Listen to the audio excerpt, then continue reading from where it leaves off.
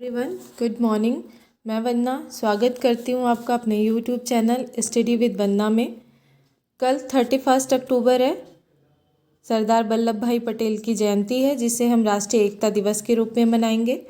तो ये वीडियो उन लोगों के लिए बहुत ही हेल्पफुल होने वाला है जो कल स्पीच देना चाहते हैं या जो सरदार वल्लभ भाई पटेल के बारे में बहुत ज़्यादा और कुछ जानना चाहते हैं। तो आइए स्टार्ट करते हैं। सरदार वल्लभ भाई पटेल का पूरा नाम वल्लभ भाई झावेर भाई पटेल था। इनका जन्म 31 अक्टूबर 1875 को हुआ था। ये हमारे देश के पहले उप प्रधानमंत्री थे। हमारे देश में देसी रियासतों के विलय में पटेल जी की बहुत ही इम्पोर्टेंट भूमिका थी। उसके अलावा इन्होंने भारत के स्वतंत्रता आंदोलन में भाग लिया, जैसे कि खेड़ा संघर्ष। 1918 में जब खेड़ा संघर्ष हुआ था, उस समय गुजरात का खेड़ा डिवीज़न भयंकर सूखे की चपेट में था। किसानों ने अंग्रेज सरकार से कर में छूट की मांग की, लेकिन उसे एक्सेप्ट नहीं किया गया। उसके बाद सरदार पटेल, गांधी जी एवं अन्य लोगों ने किसान का नेतृत्व किया और उन्हें कर न देने के लिए प्रेरित किया। फिलहाल अंत में सरकार झुकी और वर्षों से चले आ रहे करों में उन्हें राहत दी गई। ये सरदार पटेल की पहली सफलता थी। उसके अलावा हम बात करते हैं बारडोली सत्याग्रह की।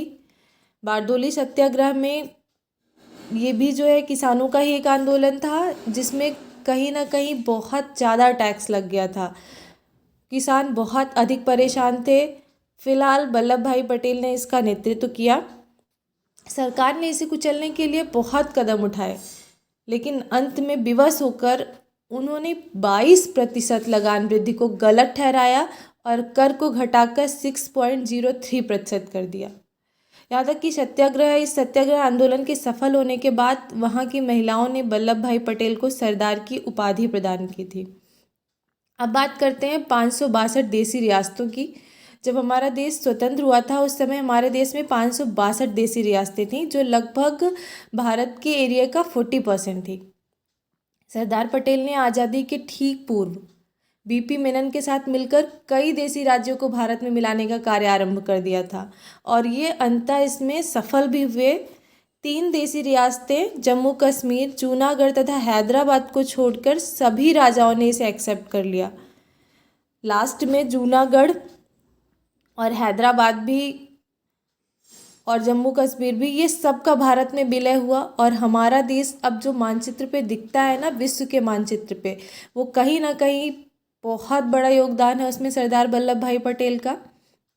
370 आर्टिकल 370 और 35 से समाप्त होने के बाद जब कश्मीर भारत का अभिन्न अंग बन गया है, उस टाइम सरदार पटेल को भारत का जो अखंड बनाने का उन्होंने सपना देखा था ना, वो साकार हुआ। भले ही आज वो हमारे बीच में नहीं है, लेकिन उन्होंने हमारे देश के लिए जो कुछ भी किया है, वो उनकी सच्ची, हम अगर उसे याद करते हैं तो ये हमारी उनके लिए सच्ची श्रद्धांजलि है। उन्हें 1999 में भारत रत्न से सम्मानित किया गया।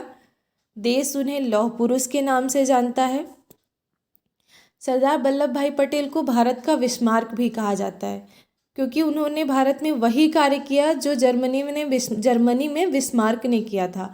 इन्होंने अपने कठिन परिश्रम से भौगोलिक, राजनीतिक तथा आर्थिक तरीके से भारत के एकीकरण को पूर्ण कर दिखाया।